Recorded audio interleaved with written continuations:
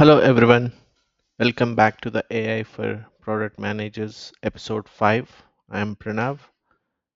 So last time we covered the three types of machine learning. Today we are getting hands-on and we are building something real. So let's get into it. So here is the truth that nobody tells you: a traditional PRD will get your AI project killed. I have seen it happen dozens of times, right? A PM writes a beautiful product requirement document, hands it to the data science team, and 3 months later the project is dead. Okay, not because the team was bad, because the spec was missing the critical information. And 73% of AI projects fail due to poor scoping, not bad algorithms, and not insufficient data, right? Poor scoping. And the reason is the traditional PRD are missing at least four sections that AI projects absolutely require, right? Today, I'm giving you the template that has shipped over 20 AI features. So let's build one together. Okay. So here is what we are covering in the next 30 minutes. First, why traditional PRD fail for AI, the specific gaps that kill the projects. Second is the complete AI product spec template with 7 sections. Third, as this is the fun part, a live walkthrough where we build a real spec together for a churn prediction model. And fourth, the common mistakes that kill AI specs so you can avoid them. And fifth, a downloadable template you can use literally tomorrow. Okay. So this is the most practical episode we have done so far. By the end, you will have a working template and the knowledge to fill it out for any AI feature. So let's start with why the old way doesn't work. So let me show you what's missing from a standard PRD. When you're building an AI feature, right? A traditional PRD covers the problem, the user stories, the requirements, the design, and the timeline, right? That's great for CRUD feature, but for AI, it's dangerously incomplete. Missing one item, like data requirements, a traditional PRD doesn't ask where does the training data come from. So how much do we need, and what quality, and who labels it, and what does the labeling cost. Without the section, your data science team is flying blind. Okay, missing item 2, model performance thresholds. So, what accuracy is good enough to ship? And is 70% acceptable, or 80 or 95? If you don't define this upfront, you will have endless debates about whether the model is ready. Okay. So, I have seen teams iterate for 6 months because nobody defined what done looks like. Okay. And missing item 3 is experiment plan. AI is not build one, ship it, right? It's experiment, measure, iterate. Your spec needs to define how many experiments it needed, right? And what's the time box? When do we pivot? When do we kill the project entirely? Okay.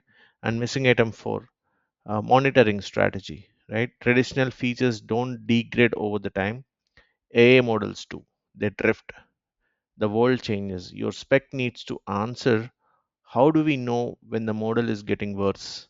What triggers a retrain? Okay. And missing item 5 is fallback behavior. What happens when the model is wrong? And it will be wrong. The traditional PRDs assume the feature works. AI specs must design for failure. Okay. And missing item 6, feedback loops. How does the model improve over the time? Okay. And where does the new training data come from? How do how do user corrections flow back into the system? That is one thing. So these six gaps are why 73% of AI projects fail. The spec looked complete, but it was missing the parts that actually determine the success or failure. So let me show you the template that fill these gaps. All right, so here is the template, the 7 sections. Each one exists because I have seen projects die without it, right? Let me walk you through the big picture first. Then we'll deep dive into each one. The section 1 is problem and hypothesis. This is where you define what you are solving and why you believe AI is the right approach.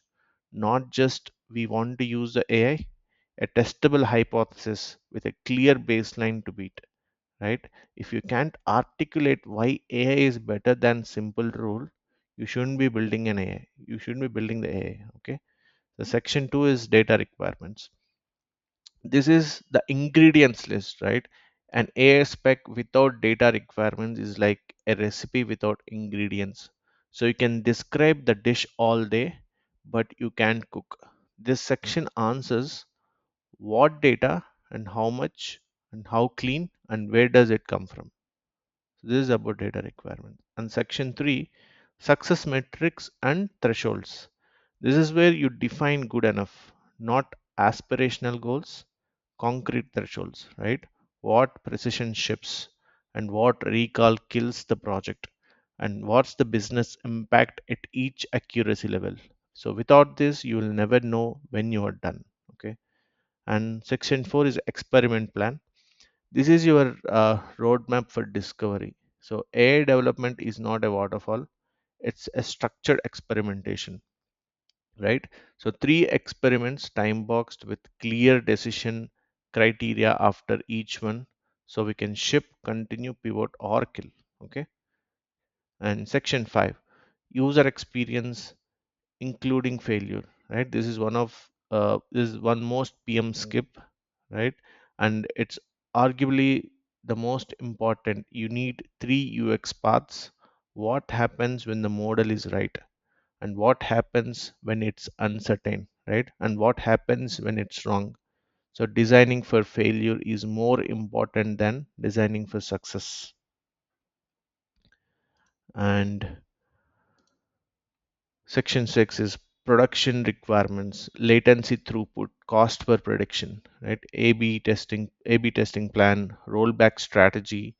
The engineering team needs these constraints upfront, so not after they have built uh, something that takes 30 seconds per prediction.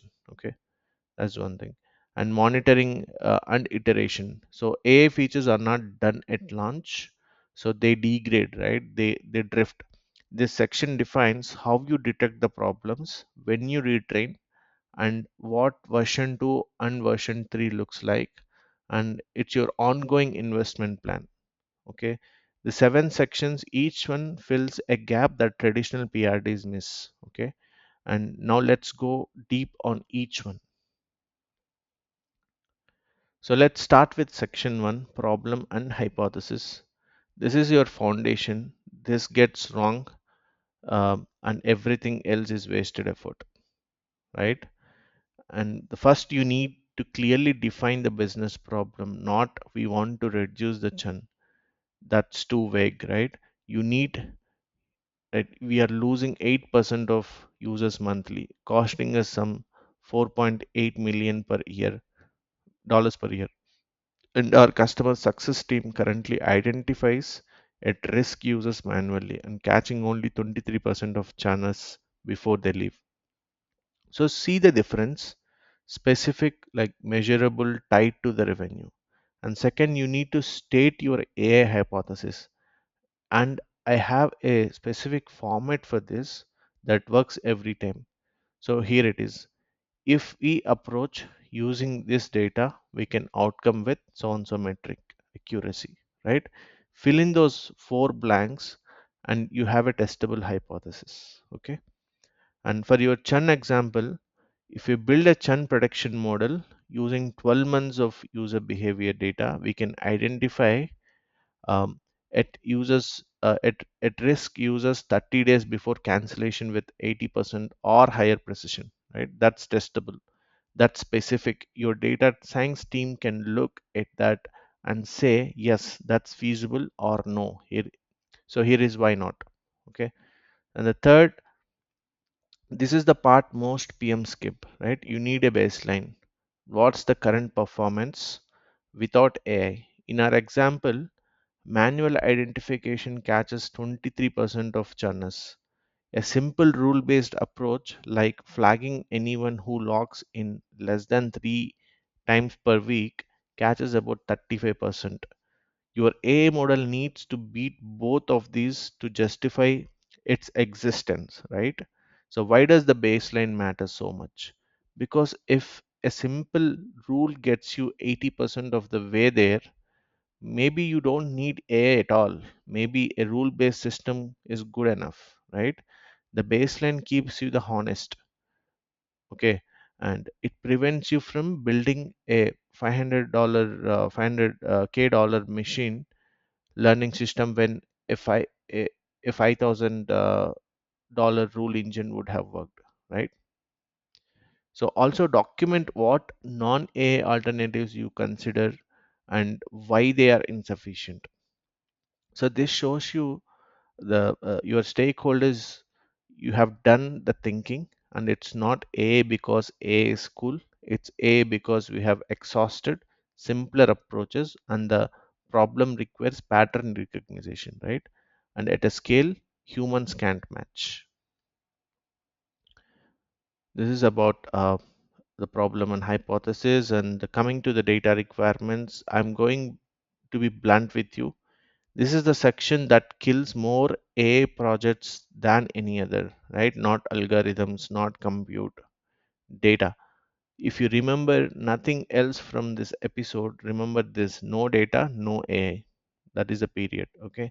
So here is what you need to document. First, data sources. Where does the training data actually live? Is it in your product database, a third party API, or a data warehouse? So multiple systems that needs to be joined, or multiple systems that needs to be joined. So be specific. User behavior data is not a data source. Like a PostgreSQL events table joined with Stripe billing API and Genders ticket exports.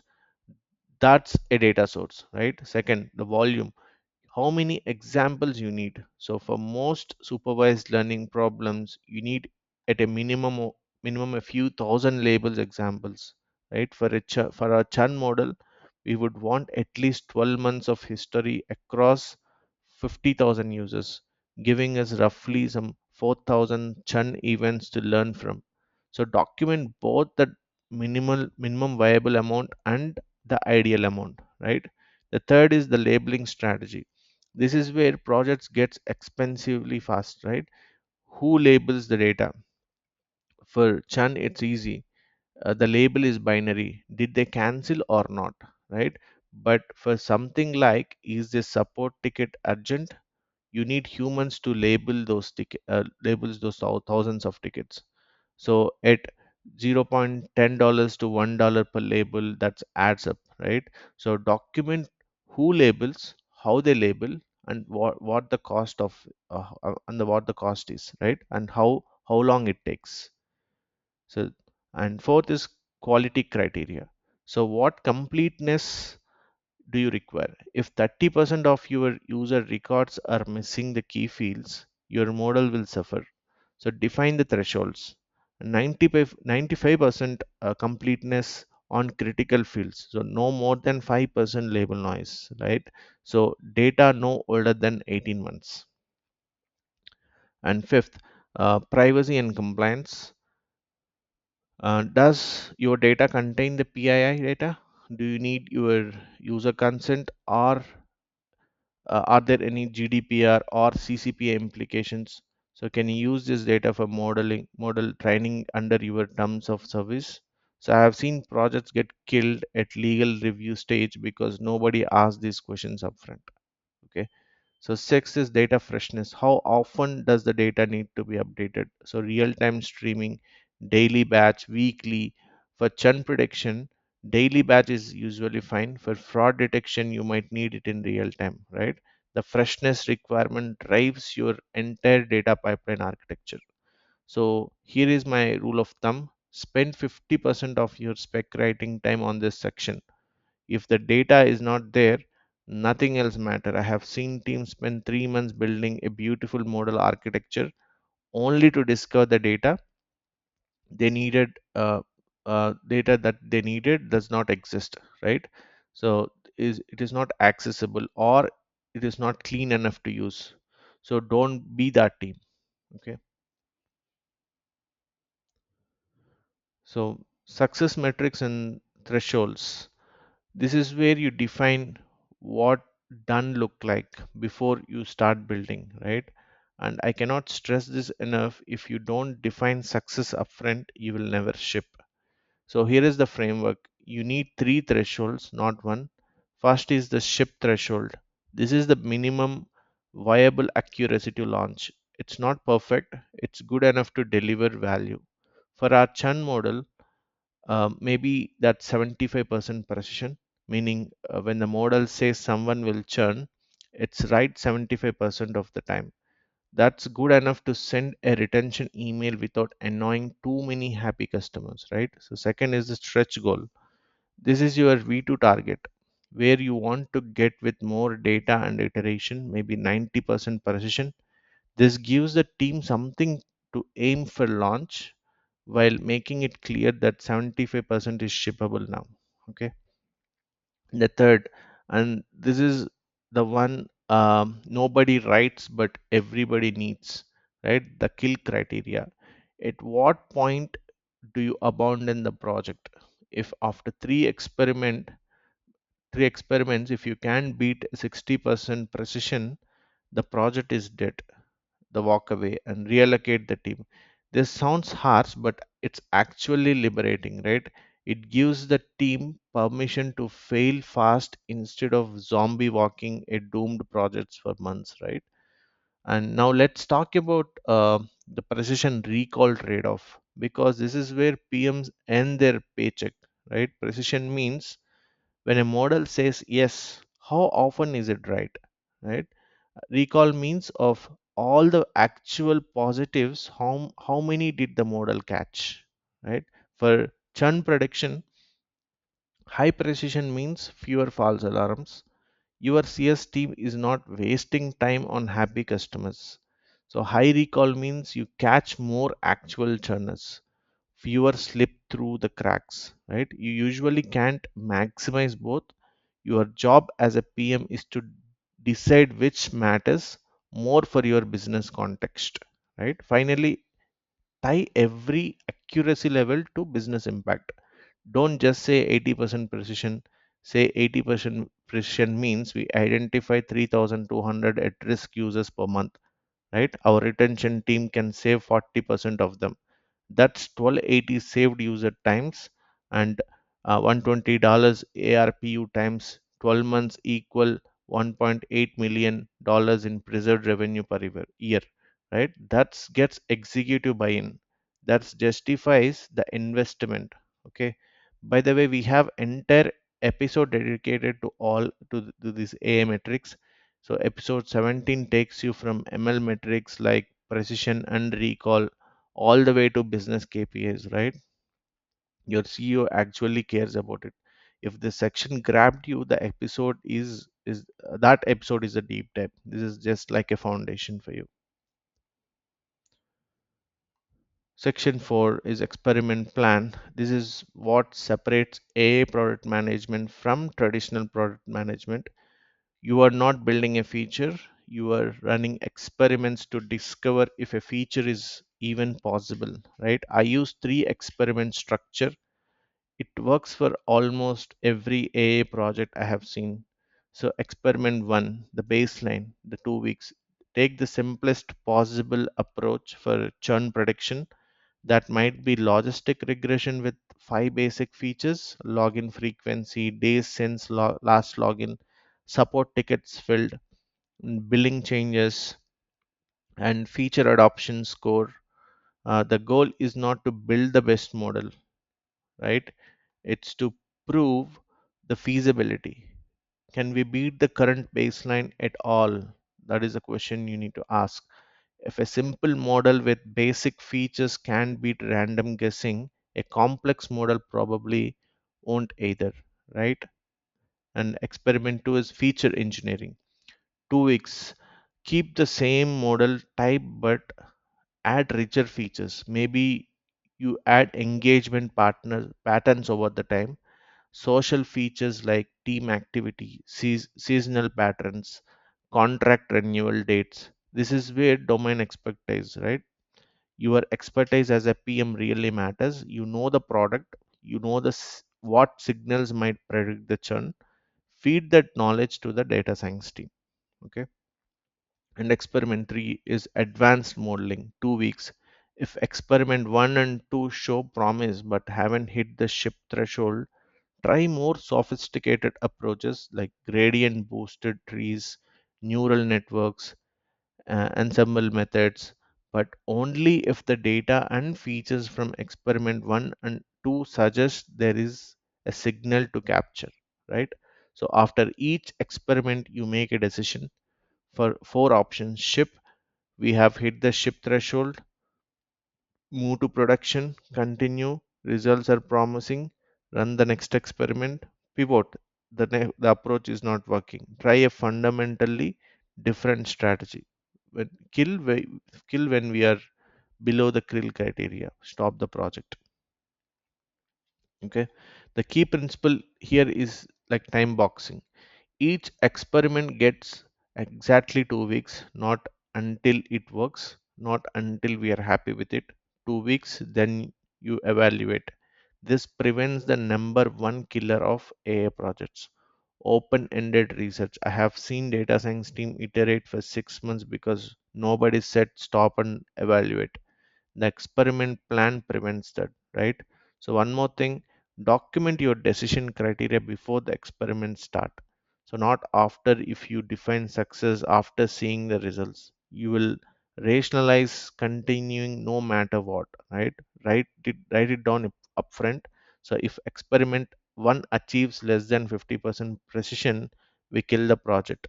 That's the commitment, right? So honor it.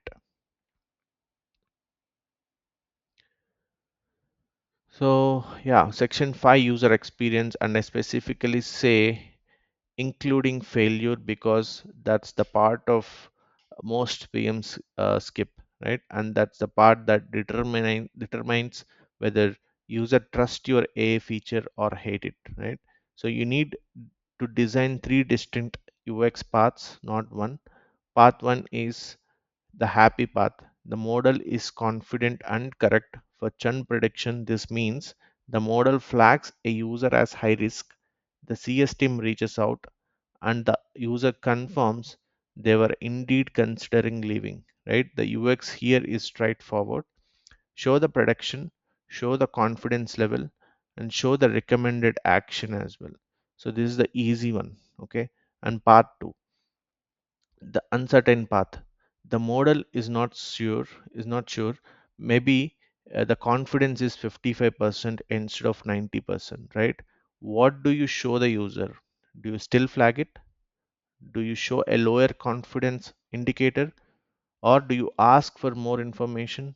So think about how Spotify handles uncertain recommendations, right? It puts them in a discover weekly playlist with an implicit message: we think you might like these, but we are not sure. So that's good uncertain path design, right? And path three, the failure path. The model is wrong, and here is the thing: it will be wrong if your model is 80% accurate. That means one in five predictions is wrong. So what happens then? Can the user correct it? If there is a feedback mechanism, does the system degrade gracefully, right? So let me give you a real world example of bad failure path design. So early Google photo auto tagging, the model was wrong completely, right? And there was no easy way to correct it. Users couldn't say that's not a dog, that's my cat, right?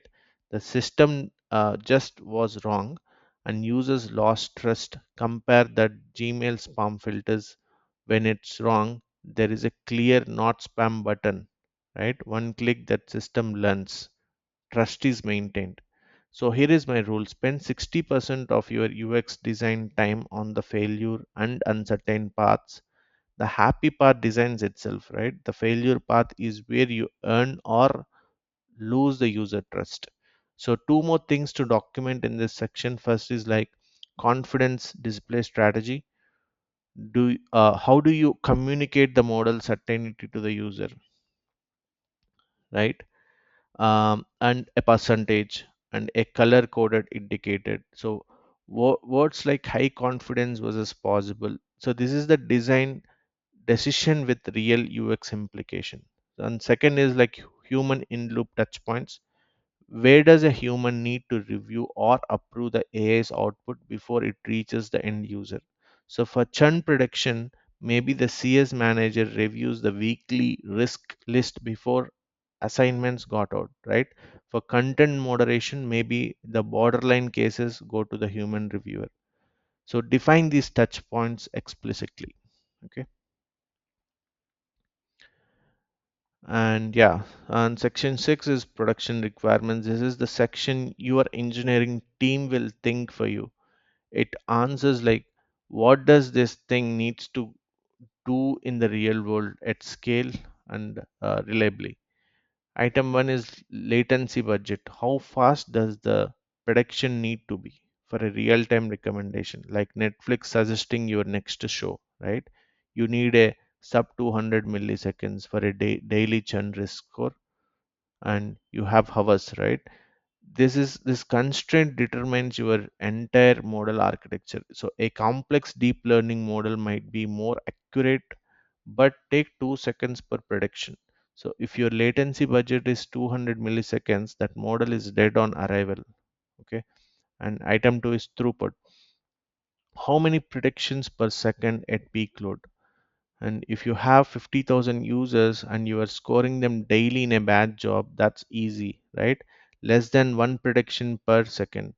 But if you're doing a real time fraud detection on every transaction, you might need 10,000 predictions per second. So, very different infrastructure, right? Item T3 is A by B test plan, right? Alpha beta test plan. So, how will you prove the model actually works in production? Right? Define your control group, treatment group, sample size, and test duration upfront. So for churn prediction, 50% of flagged users get the AI driven intervention, right? 50% gets the existing manual process. So run for 8 weeks, measure the retention rate differences. Okay. And item 4 is rollback strategy. If the model starts performing badly in production, how do you revert it? Right? So can you switch back to the previous model version with one click? Is there a rule-based fallback? Never ship an AI feature without a kill switch ever. Okay. And item 5 is cost prediction. So what's your infrastructure budget per inference, right? If you are using a cloud ML service, each prediction cost money. At scale, this matters. A model that costs $0.01 per prediction sounds cheap until you make 10 million predictions a month. That's almost a 100K dollar, right? So item 6, shadow mode plan. Before going live, run the model in shadow mode. It makes predictions but doesn't show them to the users. So you compare its predictions against reality for 2 to 4 weeks. This catches the problems before they affect the users, right? Think of it as a dress rehearsal. You wouldn't launch a rocket without a simulation first, right? So don't launch a model without a shadow mode. Okay.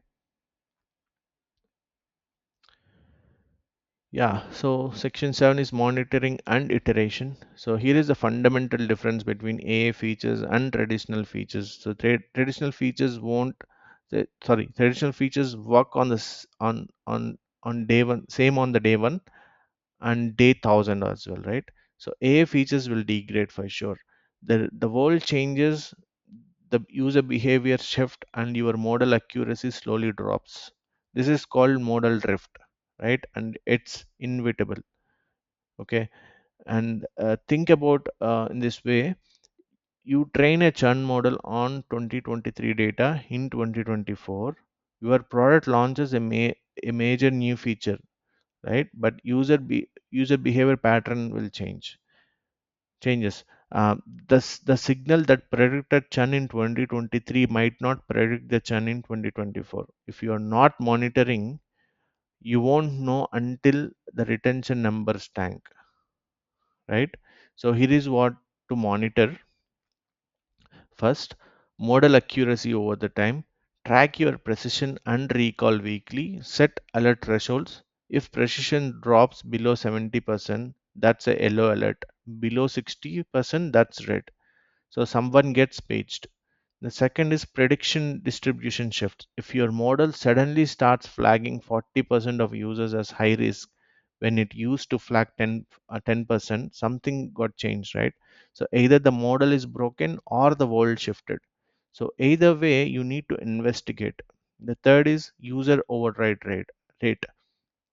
So how often do humans disagree with the model? So if your CS team is ignoring 50% of the model's recommendation, either the model is wrong or the team doesn't trust it, right? Both the problems you need to address. So now define your retrain schedule. For most models, monthly retraining is a good starting point. Some need weekly, very few need real time. Document what triggers a retrain, right? Schedule cadence and accuracy dropping below threshold, or a major product change, right? Finally, document your iteration roadmap. Version 1 might be a simple model with basic features. Ship fast, learn from the production data. And version 2 incorporates feedback data and adds more sophisticated features, right? And version 3 might be personalized models per customer segment. This roadmap sets the expectations with stakeholders that AI is an ongoing investment, not one time build, right?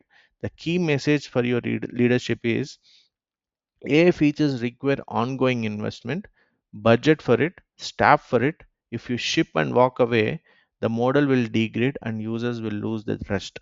It's like a garden, right? You can't just plant it and leave. You need to tend it. Okay.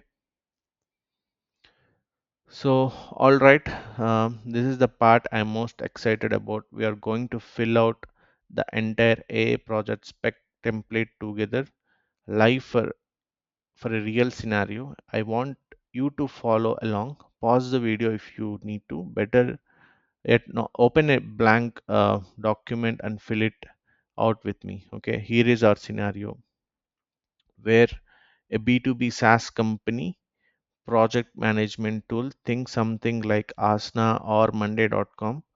We have 50,000 active users. Our monthly churn rate is 8%. That's 4,000 users leaving every month. Our average revenue per user is $120 per month. Quick math is 4,000 user times 120, 4,000 user times of 120 dollar times into 12 months. Like it comes around 5.76 million in lost revenue per year. So every single percentage point of churn we prevent is worth 720 dollars annually. $720,000 annually. And that's the business case. So now let's build the spec. So section 1 is like problem and hypothesis. So I'm writing this down right now. Business problem is 8% monthly churn rate resulting 5.76 million annual revenue loss. And current state is customer success team manually reviews accounts quarterly, identifying only 23% of at risk users before they cancel, right? By the time they notice, it's too late. The user has already made up their mind, right? Non-A alternatives considered. Rule-based system flagging users with less than 3 logins per week. We tested this. It catches 35% of churners but generates too many false positives. The CS team gets alert fatigue and starts ignoring the flags. So AI hypothesis. If we build a churn prediction model using 12 months of product usage, billing and support data, we can identify at risk users 30 days before cancellation with 80% of higher precision, right? So baseline to beat is 23% manual identification and 35% rule based. So our model needs to significantly outperform both to justify the investment. Okay. And the section two is data requirements and data sources. Um, the three systems data sources like three systems. One, our product analytics database in Postgres SQL, login events, feature usage, project creation, and team collaboration metrics. Two is like Stripe billing API, payment history, plan changes, failed payments, discount usage. Three is like gender support system, ticket volume, sentiment, resolution time escalations, right? So volume is around 50,000 user times 12 months of history. That gives us approximately 4,800 churn events to learn from. So that's our positive cases. That is a positive class. Plenty of supervised learning model. Minimum viable is 6 months of data, roughly 2,400 churn events. So ideal 18 months for seasonal pattern capture, right? And the labeling. This is one. This one's easy for churn. The label is the binary. Did the user cancel their subscription? Yes or no, right? If we get directly, if we get this directly from Stripe, no manual labeling needed. That's a huge advantage, right? Many AA projects get stuck on labeling cost. Okay. And quality criteria is around 95% completeness on core fields, no gaps longer than 7 days in usage data. Billing data must be 100% accurate. It comes from Stripe, so it should be support data. We will accept 85% completeness since not all users file the tickets, right? The privacy, no PII in model features. We use an anonymized user IDs. Usage patterns are behavioral, not personal. Legal has confirmed that this is covered under our terms of service. So GDPR complaint, we are using data for service improvement, which is legitimate interest, right? The freshness, like daily batch updates. We'll score all users every morning at 6 a.m. The CS team sees updated risk scores when they start their day. Real time is not needed. Churn is a slow moving signal, not an instant event. Okay. And sorry.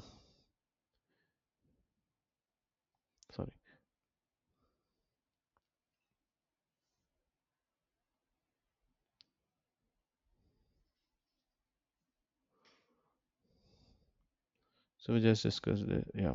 So section three is success metrics and this is a primary metric. Precision at 80% or higher. And why precision? Because when we flag a user as at risk, the CS team spends 30 minutes on personalized outreach, right? If we are wrong too often, they waste time and lose trust in the system. So false positives are expensive here. And secondary metric is recall. We want to catch at least 60% of actual churners, like so F1 score as a balanced measure, so AUC ROC for overall model quality. So ship threshold like 75% precision with 50% recall. This means 3 out of 4 flagged users are genuinely at risk, right? And we are catching half of all churners. That's already 2x better than a rule based system. So stretch the goal, 90% precision, 70% recall for version 2. Kill criteria is like if after all three experiments we can't achieve 60% precision, we kill the project. That would mean 2 out of 5 flags are wrong, like too noisy to be useful. And the business impact math is like at 75% precision and 50% recall, we flag around 2000 users monthly. 1500 are genuinely at risk. If our retention team saves 30% of those, that's 450 users saved per month. And 450 times $120 times 12 equals around $648,000 in preserved annual revenue, right? So at 90% precision and 70% recall, the number jumps to 1.8 million, and that's the business case for V2. And section 4 is experiment plan. Experiment 1 is 2 weeks, logistic regression with 5 basic features, and login frequency, days since last login, support tickets in last 30 days, plan type and account age. The goal is to prove we can beat the 35% rule based baseline decision if precision is below 50%, kill if above 60%, continue to experiment 2, right? So experiment 2 is 2 weeks, same model, um, same model type, add 15 engineered features, feature usage depth, collaboration patterns, time to value metrics, billing change signal, support segment, sentiment scores, and goal is to reach the 75% ship threshold, right? Decision, if we hit 75% precision, ship it. If between 60 to 75%, continue to experiment 3. And in experiment 3, which comes around 2 weeks, gradient boosted trees with all features plus temporal patterns, usage trends over 30, 60, 90-day windows. A goal is to maximize the performance. Decision, if we hit 75%, then ship it. If below 60% after tuning, kill the project. So total timeline is 6 weeks of experimentation plus 2 weeks for production engineering, and 8 weeks from kickoff to potential, I think 7 to 8 weeks of kickoff to potential launch. That's the commitment I sell to the leadership, right? And yeah, section 5 is user experience. Happy path. CS manager opens their dashboard Monday morning. They see a ranked list of users risk with confidence scores and top contributing factors, right? User X 87% churn risk, top signals. Login frequency dropped 60% in 2 weeks. Open 3 support tickets about building. Has not used the reporting feature in last 30 days. So that CS representative clicks search outreach and gets a suggested talking points template. So the uncertain path is like users with 50 to 70% confidence get a watch list designation. They're not flagged for immediate outreach, right? But they appear in secondary view. The system says these users show some risk signals, but we are not confident enough to recommend the action at, right? Monitor for changes. If their score increases next week, they move to the active list, right? And the failure path is the model flags someone at high risk. The CS rep reaches out and the user says, "What? I love your product. I'm not going anywhere." That rep clicks mark as incorrect. This feedback goes directly into our training data for the next model retrain. Right? The system learns. We also track these false positives to monitor the precision in the product in the production. Okay. So and the confidence display. So color coded risk scores like red for 80% plus, orange for 60 to 80%, yellow for 40 to 60%. So no raw percentage shown to the CS team. Just high, medium, low risk labels with options to see the details on click. Okay. And human in loop. The CS manager reviews the weekly high risk list before assignments go out, right? They can remove users they know, uh, which are fine. Maybe they just talked to them last week. This review step takes 15 minutes and prevents the worst false positive from wasting the representative time, right? In section 6, which is production requirements, latency not critical. This is a daily job.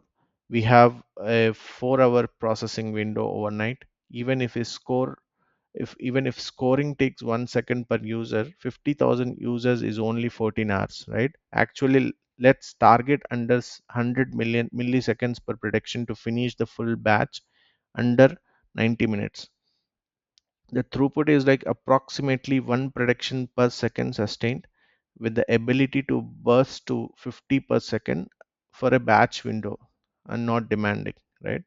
The A/B testing plan with 50% of the CS team uses AI powered risk scores, and 50% uses the existing manual process. Run for 8 weeks.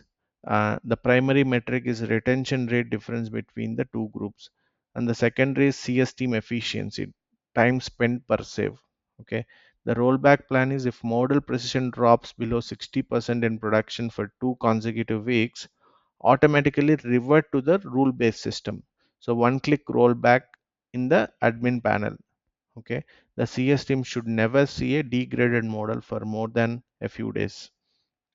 And cost per prediction, so target under $0.001. We are using a lightweight model hosted on our own infrastructure, not a cloud ML API. Total infrastructure cost approximately $500 per month for a ML serving layer, right? And shadow mode finally. Run the model for 4 weeks before showing the results to the CS team. Compare predictions against actual churn outcomes, and validate that product accuracy matches offline experiment results. So only go live after shadow mode confirms the performance. Okay. And section 7, monitoring and iteration. So monitor weekly precision recall, prediction volume, false positive rate, user override rate, alert thresholds. Precision below 70% triggers yellow alert to the ML team, and below 60 triggers red alert and automatic rollback consideration, right? So retrain the schedule monthly using the most recent 12 month of data. Each retrain is validated against a holdout set before deployment, right? If a new model is worse than the current one, we don't deploy it. And coming to feedback collection, every mark as incorrect click from the CS team feeds back to the training data. Quarterly surveys of the CS team on model usefulness. So monthly review of saved versus churned outcomes for flagged users. And iteration roadmap, version 1 basic churn prediction with daily batch scoring. Ship in 8 weeks. Version 2 add engagement trend analysis and personalized outreach recommendation. And quarter 2, version 3, real time scoring triggered by specific events like failed payment or support escalation. And quarter 3, each version builds on the data and learnings from the previous one. Okay. And that's it. That's a complete AA product spec, 7 sections, all filled out, all connected. Notice how each section references the others, right? The data requirements feeds the experiment plan, the success metrics define the kill criteria, the UX design accounts for the accuracy levels. It's a coherent system, right? Not a collection of disconnected sections.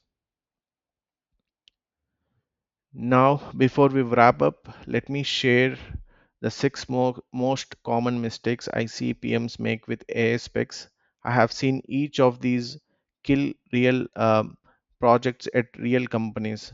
Learn from their pain, right? Mistake number one, not defining the kill criteria. This is the biggest one. Without kill criteria, projects become zombies. They never die, they just keep consuming resources. The team keeps iterating because maybe the next experiment will work. 6 months later you have burned around 300k dollars and model still is not good enough, right? Define your kill criteria upfront, write them down, honor them.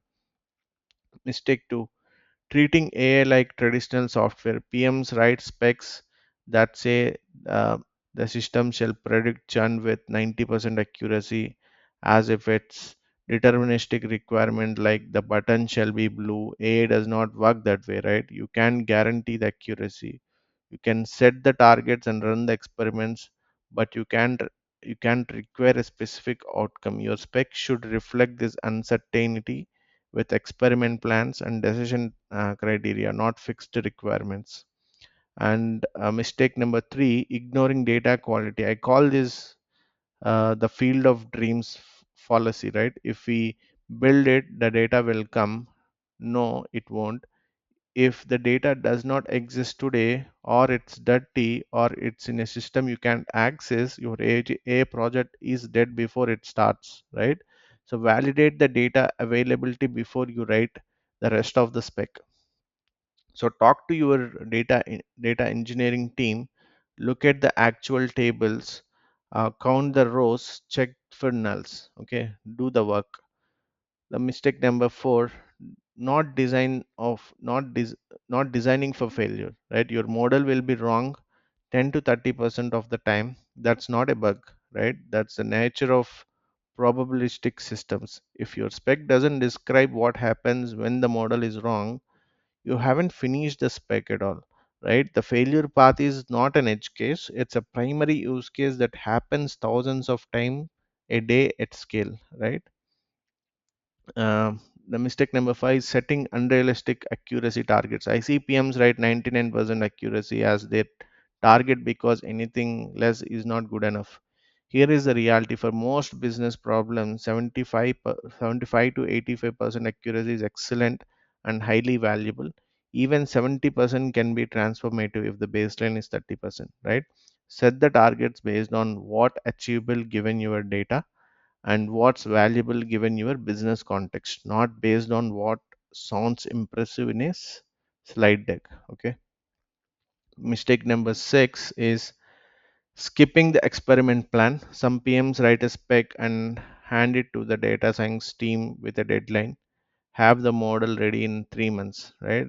That's not how AI development works. You need a structured experiments with checkpoints. Without them, the team either over engineers from day one or wanders aimlessly without clear milestones, right? The experiment plan is your project management tool for AI, so use it. And bonus mistake, forgetting that AI feature need ongoing maintenance. You can ship and forget, right? Model drift, data distributions change, so user behavior evolves. Budget for ongoing monitoring and retraining from day one. Okay, so if your roadmap does not include post-launch investments, your A feature has an expiration date for sure. Yeah, now it's a homework time. Three things to do before episode 6, and I mean actually um, do them. This is a workshop episode, not a lecture. The value is in doing, right? Homework 1: download the template. Link is in the description. Open it up and fill it out. And section 1 is problem and hypothesis. For an AI feature at your company, it doesn't have to be perfect. It doesn't have to be approved. Just practice articulating the problem, the hypothesis, and the baseline. If you don't have a real project, use a product you love. How much would you spec a recommendation engine for your favorite app, right? Homework 2 is audit your data. Pick the AI feature you just wrote the hypothesis for. Now go find the data. Can you actually access it? Is it clean? How much history do you have? Talk to your data engineering team or look at your analytics tool. I guarantee you will discover at least one assumption that's wrong. Better to find out now than 3 months into the development, right? The homework 3: define your kill criteria. For the same feature, write down the number that would make you kill the project, right? So what accuracy is too low to be useful, and what timeline is too long to be worth it. So write it down, share it with your team. This single exercise will save you from zombie projects, right? So yeah, in episode 6 we are shifting gears to understanding the LLMs, what ChatGPT actually does under the hood. We will cover tokens, context windows, temperature, hallucination, and the cost economics that every PM needs to understand. So if you are building anything with generative AI, you can miss that episode, right? Now, takeaways from this section is traditional PRDs miss 4 critical AI sections. Use the 7 section template. Define your hypothesis, data, and kill criteria before building. Design for failure. The error UX matters more than the happy path. So time box the experiments with clear, continue, pivot, kill decisions, and monitor and iterate. AI products are never done, right?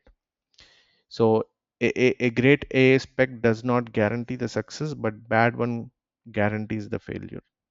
So I am Pranav. This is AI for. So sorry, one more thing. If this workshop is useful, do me a favor, subscribe, hit the notification bell, and drop a comment with a feature you are thinking about specking, right? So I read every comment and I'll give you the feedback on your hypothesis. So seriously, try me. I am Pranav. This is AI for Product Managers, and I'll see you in the episode 6. So go build something. Thank you.